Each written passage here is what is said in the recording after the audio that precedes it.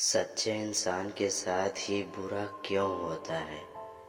आपने देखा होगा, जो बुरे इंसान होते हैं वो बहुत अच्छी तरीक़ों से अपने जीवन को एंजॉय कर रहे होते हैं, लेकिन जो अच्छे होते हैं उनके जीवन में बहुत तकलीफ़ें होती हैं। उन्हें कुछ समझ में नहीं आता है क्या करें। उन्हें कभी-कभी ये शक होता है कि यार ये अच्छा बनने से क्या फ़ायदा, हमारे साथ तो और बुरा हो रहा है। तो क्या हमें अच्छा नहीं रहना चाहिए? क्या अच्छा होना गलत है? मैं आपको समझा दूं कि दंड उसी को दी जाती है जो उसके पात्र होते हैं। हम उसी व्यक्ति के सामने गुस्सा दिखा सकते हैं जो हमें मनाए। बुरे इंसान को दंड देने से क्या फ़ायदा जब उसे उसकी कीमत ही समझ में न आए। लेकिन इसका अर्थ ये नहीं कि उसे दंड नहीं मिलेगा। यदि कोई बुरा व्यक्ति दंड पाता है तो उसे दंड ये मिलता है कि जो सुधारा न जा सके। जैसे यदि कोई अच्छा व्यक्ति कोई गलत काम करता है तो उसे तुरंत दंड मिल जाता है, इसलिए ताकि उसके कर्म जो हैं वो अच्छे रहें, भविष्य में कभी भी उसे कोई दिक्कत परेशानी ना हो।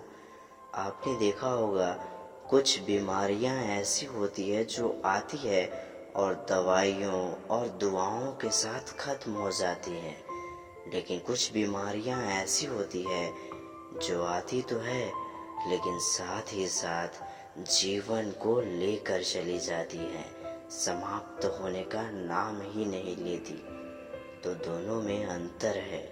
अंतर ये है कि जो अच्छा व्यक्ति है, यदि कोई गलत करता है या फिर अगर उसके साथ कुछ होता है तो सुधरेगा ज़रूर, और जो बुरा व्यक्ति है वो मस्ती में तो है, लेकिन जिस दिन उसके साथ बुरा हुआ, जिस दिन उसके कानों में एक अच्छी शब्द गूंजी, एक अच्छाई की किरण जैसी उसके नज़रों में दिखी, उसके बाद उसकी जीवन उथल पुथल हो जाएगी और ऐसा हो जाएगा जो कभी सुधारा नहीं जाएगा।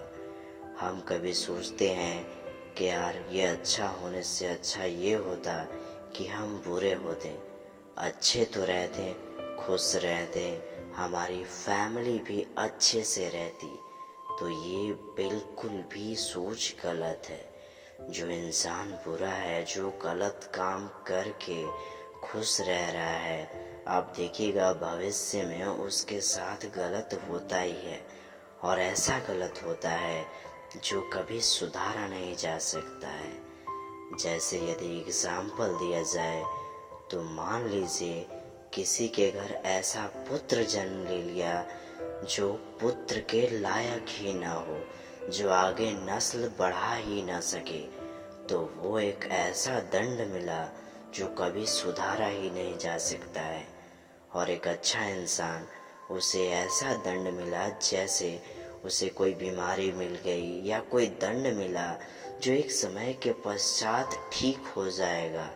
लेकिन बुरे व्यक्ति पर जब आफत आएगी तो स्वयं ईश्वर भी सहायता नहीं कर पाएंगे, और यदि अच्छे व्यक्ति पे आएगी कोई बुरी साया या आपत्ति कुछ भी, तो ईश्वर स्वयं चाहेंगे इस दुखों को हरना। तो चिंता न कीजिए। यदि आप अच्छी सोचते हैं, यदि आप अच्छे हैं, तो इंतज़ार कीजिए उस वक्त का जिस वक्त आपको अच्छा फल मिलेगा। इंतज़ार कीजिए और सत्य के राह पर चलते रहिए। कभी किसी को दुख तकलीफ नहीं दीजिए, किसी को जज मत कीजिए, किसी को ये मत कहिए कि तुम वो हो ये हो। जो जैसा है उसके साथ वैसा ही व्यवहार कीजिए।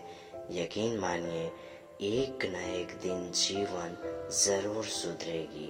क्योंकि जो बुरे व्यक्ति हैं, यदि वो गलत करते हैं तो ये सोचते हैं कि हम तो मस्ती में हैं, हमें क्या होगा। लेकिन उन्हें ये नहीं पता होता है कि उनकी आगे आने वाली पीढ़ी भी है जिन्हें उन्हें भुगतना पड़ सकता है।